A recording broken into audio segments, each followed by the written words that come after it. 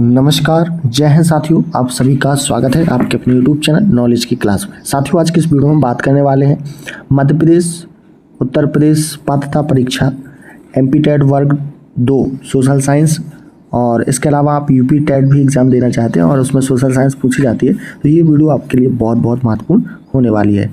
साथियों, ये हमारा पार्ट कौन सा है? 4th है। 3 पार्ट्स को हम अपलोड कर चुके हैं, आपने नहीं देखे हैं तो ज़रूर देखिए, प्लेलिस्ट बनी हुई है।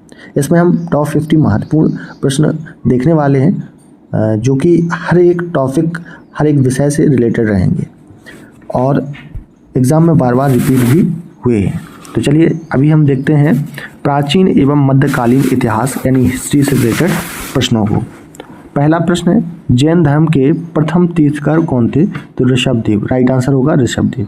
महात्मा बुद्ध ने अपना प्रथम उपदेश कहाँ दिया था? तो सारनाथ में, करेक्ट आंसर हो जाएगा सारनाथ। नेक्स्ट क्वेश्चन है, अर्थशास्त्र नामक पुस्तक की रचना किसने की थी? तो चाणक्य, कहते हैं कौटिल्य। ठीक है, ऑप्शन में चाणक्य भी आ सकता है और कौटिल्य भी हो सकता है। तो अर्थशास्त्र नामक पुस्तक की रचना किसने की थी? चाणक्य। मेगास्थनीज किसके दरबार में भारत आया था? तो चंद्रगुप्त मौर्य, राइट आंसर हो जाएगा चंद्रगुप्त मौर्य। गुप्त वंश का संस्थापक कौन था? इंपोर्टेंट प्रश्न है, तो ये था श्री गुप्त, राइट आंसर हो जाएगा श्री गुप्त। चलिए नेक्स्ट क्वेश्चन है, फाहियान किस गुप्त शासक के समय भारत आया था? चंद्रगुप्त द्वितीय या कहें विक्रमादित्य, राइट आंसर हो जाएगा चंद्रगुप्त द्वितीय। वाणभट्ट किसके दरबारी कवि थे? तो हर्षवर्धन के, राइट आंसर हो जाएगा हर्षवर्धन।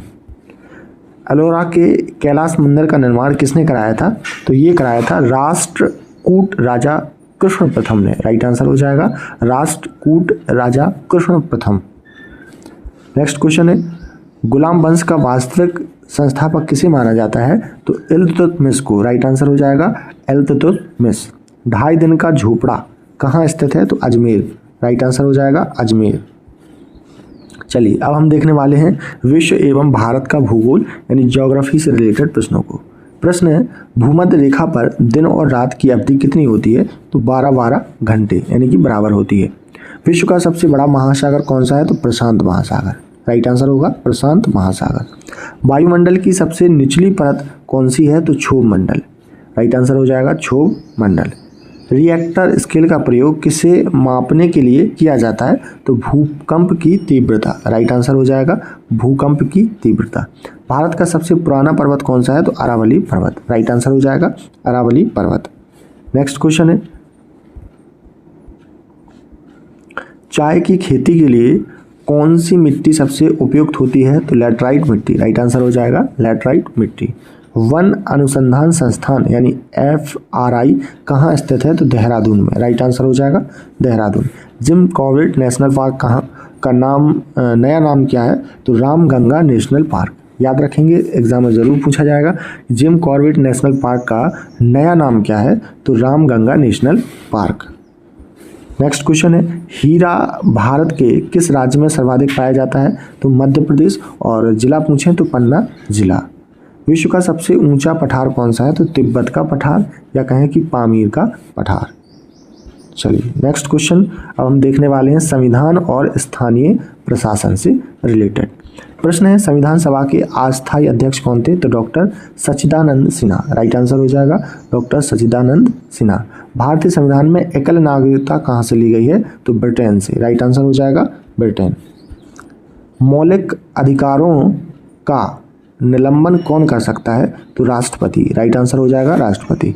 लोक कल्याणकारी राज्य की अवधारणा किसमें निहित है? तो नीति निर्देशक तत्व में, राइट आंसर हो जाएगा नीति निर्देशक तत्व। भारत के प्रथम राष्ट्रपति कौन थे? तो डॉक्टर राजेंद्र प्रसाद। चलिए नेक्स्ट क्वेश्चन है, स्वतंत्र भारत के प्रथम कानून मंत्री कौन थे? तो डॉक्टर VR अम्बेडकर, याद रखेंगे स्वतंत्र भारत के प्रथम जो कानून मंत्री थे वो थे डॉक्टर VR अम्बेडकर। लोकसभा सदस्य बनने के लिए न्यूनतम आयु क्या होनी चाहिए? 25 वर्ष। ठीक है, आप लोग कमेंट बॉक्स में कमेंट करके बताएं कि राज्यसभा सदस्य बनने के लिए न्यूनतम आयु कितनी होनी चाहिए। नेक्स्ट क्वेश्चन है, ग्राम पंचायत का निर्वाचन करना किस पर निर्भर करता है? तो राज्य सरकार पर। राइट आंसर हो जाएगा राज्य सरकार। मुख्य चुनाव आयुक्त की नियुक्ति कौन करता है? तो राष्ट्रपति। राइट आंसर हो जाएगा राष्ट्रपति। भारत का अटॉर्नी जनरल यानी महान्यायवादी कौन नियुक्त करता है? तो राष्ट्रपति। राइट आंसर हो जाएगा राष्ट्रपति। चलिए नेक्स्ट देखते हैं अर्थशास्त्र और सांख्यिकी यानी इकोनॉमिक्स से रिलेटेड प्रश्न। अर्थशास्त्र का जनक किसे कहा जाता है? तो एडम स्मिथ को। राइट आंसर हो जाएगा एडम स्मिथ। भारत में पहली जनगणना कब हुई थी? तो 1872 में और लॉर्ड मेयो के समय पर हुई थी। याद रखेंगे 1872 लॉर्ड मेयो के समय पर। चलिए अगला प्रश्न है विश्व उपभोक्ता अधिकार दिवस कब मनाया जाता है? तो विश्व उपभोक्ता अधिकार दिवस मनाया जाता है 15 मार्च को। मेक इन इंडिया कार्यक्रम कब शुरू हुआ? तो सितंबर 2014 में। राइट आंसर हो जाएगा 2014। भारत में ₹1 के नोट पर किसके हस्ताक्षर होते हैं? तो वित्त सचिव की। राइट आंसर हो जाएगा वित्त सचिव। चलिए मानव विकास रिपोर्ट कौन तैयार करता है? तो UNDP। राइट आंसर हो जाएगा UNDP। राष्ट्रीय विकास परिषद यानी NDC की स्थापना कब हुई? तो 1952 में। राइट आंसर हो जाएगा 1952। भारत का सबसे बड़ा सार्वजनिक बैंक कौन सा है? तो SBI state bank of India. Right answer हो जाएगा। नेक्स्ट क्वेश्चन है मुद्रा का विमुद्रीकरण यानी डिमोनेटाइजेशन अंतिम बार कब हुआ? तो 8 नवंबर 2016 को। राइट आंसर हो जाएगा 8 नवंबर 2016। इकोनॉमिक सर्वे यानी आर्थिक सर्वेक्षण कौन प्रस्तुत करता है? तो वित्त मंत्रालय। राइट आंसर हो जाएगा वित्त मंत्रालय। साथियों अभी तक आपने वीडियो को लाइक नहीं किया है तो वीडियो को फटाफट से लाइक कर दें और शेयर भी कर दें। तो अब हम देखने वाले हैं शिक्षा शास्त्र और सामान्य समझ से यानी कि पेडागोजी से रिलेटेड प्रश्नों को। प्रश्न है अनुभवों का शंकु कौन ऑफ एक्सपीरियंस किसने दिया था? तो ये दिया था एडगर डेल ने। राइट आंसर हो जाएगा एडगर डेल। ब्लूम के अनुसार शिक्षा के कितने उद्देश्य हैं? तो 3 उद्देश्य हैं। कौन कौन से? संज्ञानात्मक, भावात्मक और क्रियात्मक। ठीक है याद रखेंगे इंपॉर्टेंट प्रश्न है। ब्लूम के अनुसार शिक्षा के कितने उद्देश्य हैं? तो 3, संज्ञानात्मक, भावात्मक और क्रियात्मक। चलिए सामाजिक विज्ञान शिक्षण में पाठ्य पुस्तक क्या है? तो एक साधन, साध्य नहीं। ठीक है याद रखेंगे एक साधन है, साध्य नहीं। रचनावादी कक्षा में शिक्षक की भूमिका क्या होती है? तो सुविधादाता यानी कि फैसिलिटेटर। राइट आंसर हो जाएगा सुविधादाता। परियोजनाकार यानी कि प्रोजेक्ट वर्क का मुख्य आधार क्या है? तो सामाजिक अंतःक्रिया और अनुभव। राइट आंसर हो जाएगा सामाजिक अंतःक्रिया और अनुभव। सामाजिक विज्ञान में प्रमाणिक सामग्री का उदाहरण क्या है? तो सिक्के, शिलालेख, पुरानी डायरियाँ। याद रखेंगे इंपोर्टेंट प्रश्न है। सामाजिक विज्ञान में प्रमाणिक सामग्री का उदाहरण यानी कि एग्जाम्पल कौन कौन से हो जाएंगे? सिक्के, शिलालेख, पुरानी डायरियाँ। चलिए नेक्स्ट क्वेश्चन है अन्वेषण विधि के जनक कौन है? तो ये है H.E. आर्मस्ट्रॉन्ग। राइट आंसर हो जाएगा H.E. आर्मस्ट्रॉन्ग।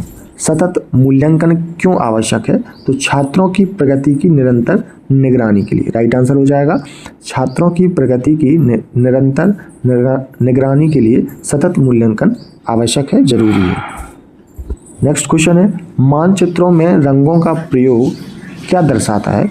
तो नीला जल, हरा मैदान और भूरा पर्वत। ठीक है याद रखेंगे मानचित्रों में रंगों का प्रयोग क्या दर्शाता है? तो नीला जल, नीला किसको दर्शाता है? जल को। हरा किसको दर्शाता है? मैदान को। और भूरा पर्वत को दर्शाता है। आज का अंतिम प्रश्न है शिक्षण अधिगम सामग्री यानी TLM का उपयोग क्यों किया जाता है? तो विषय को रुचिकर और सरल बनाने के लिए। याद रखेंगे विषय को रुचिकर और सरल बनाने के लिए हम किसका इस्तेमाल करते हैं? शिक्षण अधिगम सामग्री का। तो साथियों यहाँ पर हमने टॉप 50 सभी विषय से रिलेटेड प्रश्नों को देखा और हमने ये जो फटाफट रिवीजन सीरीज स्टार्ट की है ये तब तक बंद नहीं होगी जब तक आपका एग्ज़ाम नहीं हो जाता है। तो इस सीरीज़ से जुड़ने के लिए चैनल को जरूर सब्सक्राइब कर लें। धन्यवाद।